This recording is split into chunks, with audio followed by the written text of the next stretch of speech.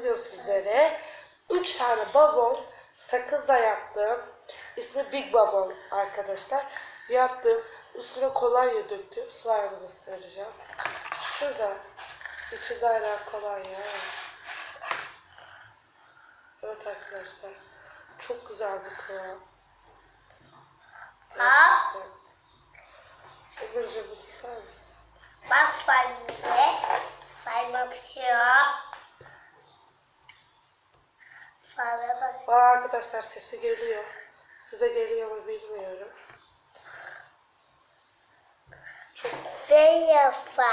Çok küçük bir slime arkadaşlar. Yani bunu koleksiyonuma değil de slime çorbama katarım. Çok güzel açılıyor. Bir elini çeker misiniz? Rengi şu renk. Şöyle göstereyim. Şu renk.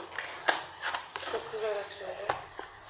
Arkadaşlar benim yaptığım slime böyle. Eğer bu slime'ı beğendiyseniz videonun altındaki yorum kısmına yazın arkadaşlar. Güle güle. Sizleri seviyorum. Abone olmayı ve beğenme tuşuna basmayı unutmayın. İyi günler. Güle güle diyoruz. Sizleri seviyoruz arkadaşlar. Bay bay.